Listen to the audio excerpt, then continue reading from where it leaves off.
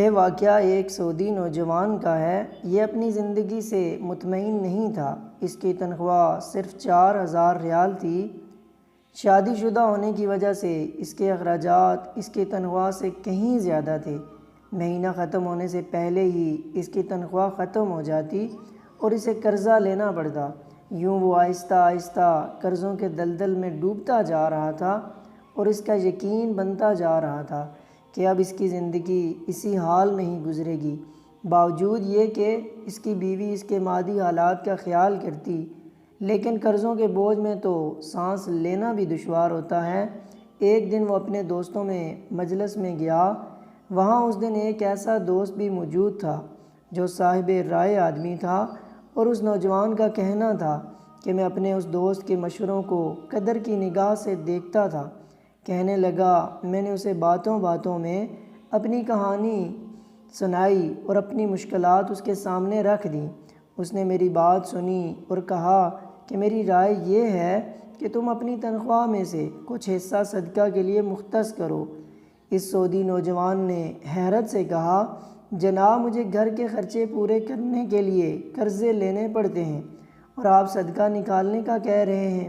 خیر میں نے گھر آ کر اپنی بیوی کو ساری بات بتائی تو بیوی کہنے لگی، تجربہ کرنے میں کیا حرج ہے، ہو سکتا ہے اللہ تعالیٰ نے تم پر رزق کے دروازے کھول دے۔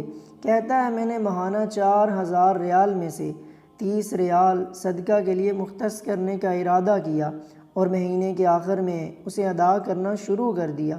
سبحان اللہ، قسم کھا کر کہتا ہوں میری تو حالت ہی بدل گئی۔ کہاں میں ہر وقت مالی ٹینشنوں میں سوچوں میں رہتا تھا اور کہاں اب میری زندگی گویا پھول ہو گئی تھی۔ ہلکی پھلکی آسان قرضوں کے باوجود میں خود کو آزاد محسوس کرتا تھا۔ ایک ایسا ذہنی سکون تھا کہ کیا بتاؤں۔ پھر چند ماہ بعد میں نے اپنی زندگی کو سیٹ کرنا شروع کیا، اپنی تنخواہ کو حصوں میں تقسیم کیا اور یوں ایسی برکت ہوئی جیسے پہلے کبھی نہیں ہوئی تھی۔ میں حساب لگا لیا اور مجھے اندازہ ہو گیا کتنی مدت میں انشاءاللہ قرضوں کے بوجھ سے میری جان چھوٹ جائے گی۔ پھر اللہ تعالیٰ نے ایک اور راستہ کھولا اور میں نے اپنے ایک عزیز کے ساتھ اس کی پراپرٹی ڈیلنگ کے کام میں حصہ لینا شروع کیا۔